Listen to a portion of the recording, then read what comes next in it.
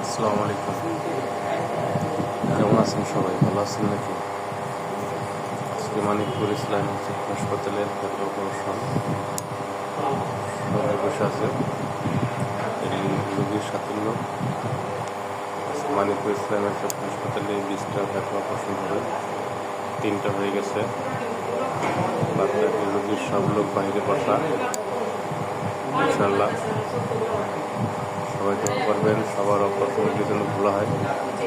আর আপনারা সবাই বেশি বেশি করে দোয়া করবেন, যাদের অপারেশন হচ্ছে সবার জন্য দোয়া করবেন, যেন তাদের চোখগুলো অনেক ভালো মতো অপারেশন করতে পারেন।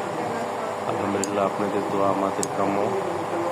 আর প্রত্যেকটা রোগীর প্রতি আপনারা সহানুভূতি থাকবেন।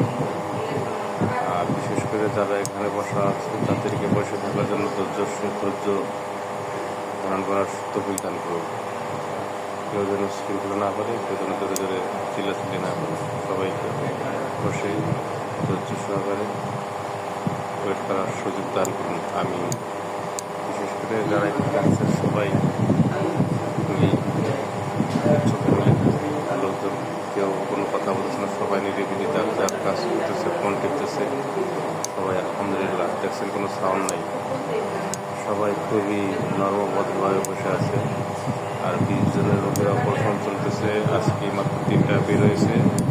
আলহামদুলিল্লাহ, আপনাদের যে আমাদের মানিকপুর ইসলামিয়া চক্ষু হাসপাতাল অ্যান্ড ফ্যাটো সেন্টারের অপারেশন হচ্ছে। আপনারা বেশি বেশি করে এই ভিডিওটা দেখবেন, শেয়ার করবেন, লাইক করবেন, কমেন্টস করবেন। আলহামদুলিল্লাহ, আপনাদেরকে অসংখ্য ধন্যবাদ আমাকে এই ভিডিও দেখার জন্য। আলহামদুলিল্লাহ, আপনারা সবাই ভালো থাকবেন।